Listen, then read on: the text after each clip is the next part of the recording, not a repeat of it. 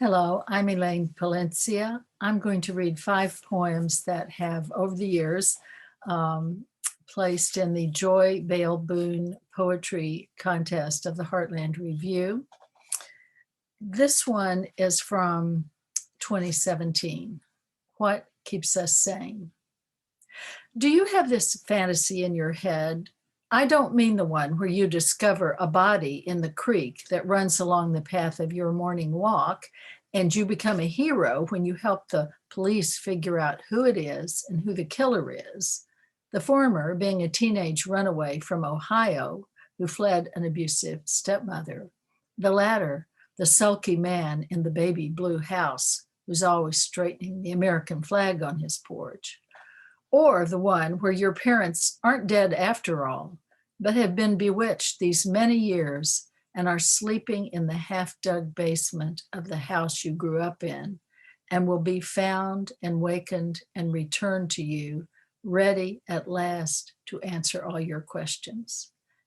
And certainly not the one where you are driving down the street and see a car just like yours approaching with another identical you at the wheel, and though you wave and holler and honk the horn, the other you doesn't see you and doesn't stop.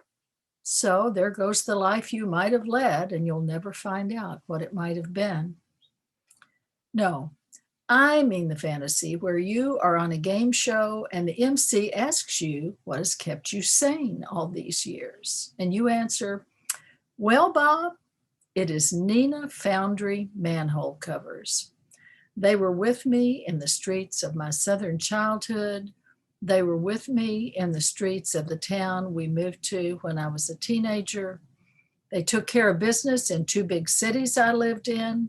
They were underfoot in the Rust Belt capital where my husband found work, and they secure access to the sewers of my present hometown. That's it, Bob. Manhole covers and the massive indifference of nature. Trumpets sound, confetti rains down, and Bob says, finally, a winner. The next poem is placed in I think it was the 2018 contest, The Button Hook. I want a tarnished silver button hook that can pick the locked gate to an old frame house standing in a yard full of heirloom flowers found in no catalog today in a valley left off the map. Inside the house, I want to find a library of leather-bound books whose authors died before writing them, and a musty piano with outlawed ivory keys, its bench full of nocturnes their composers forgot to write down. I want to find a penciled note under a loose tile in the fireplace.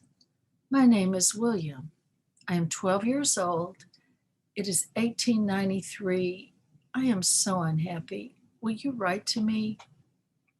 I want to write to William at a desk lit by wax tapers burning down like young girls blazing with tuberculosis as I sit next to a hulking pendulum clock that reels time backwards so that in the tick and tock of our correspondence, William and I can figure out how to save all those who got lost trying to find the road out of the past. The next is I guess, a persona poem, though it's not a person who's speaking. It's called What the Bonsai Thinks. Patience, the purple violets counsel me in their soft patois. We must be grateful for their protection. True, I am safer than the insolent squirrel robbing the bird feeder under the eye of the red-tailed hawk, warmer than the jay clinging to a snowy branch in January. And it is true, they will never make me into furniture as they did my father, never cook and eat me as they do the basil on the sill. And when cut flowers arrive for a brief showy stay, one can only be kind. So even though I dream of roots unbound, of growing tall amid mountains, of feeling wind and rain, I have made peace with my circumstances. After all, as far as I can tell from the care bestowed, I am immortal and may well be their God. The last two poems are from the 2020 call for poems. Picking blackberries. Dress for chiggers.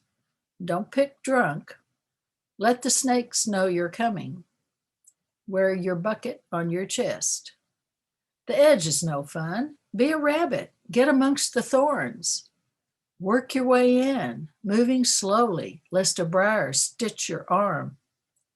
Go at it slant, like Dickinson's rhymes. New angles uncover new berries. Don't lose your hat. Pick more than you eat. Leave some for the birds. Don't trip, or you'll find out how well Dante could have used a briar patch in hell, condemning some class of sinners to stretch eternally for sweetness just out of reach, lose their footing and fall over and over, thinking as the thorns pierce the flesh yet again, this is my body. And my last poem, The Next Task. It took 2 days for the bird to kill itself, knocking into the same window at seemingly haphazard moments, flitting away to perch on the burning bush and then making another pass until a final heads-on assault pitched it dead into the hostas below, where I found it moments later, straight on its back as in a coffin, eyes of surpassing delicacy shut, legs drawn up to its chest, claws side by side in perfect symmetry. And after standing in respectful silence below the smeared pane a sad while, I left the bird to its next task, which arrived not that day or the next, but perhaps the third, when I searched for the little body in the leafy sepulchre and found not a trace. Thank you very much.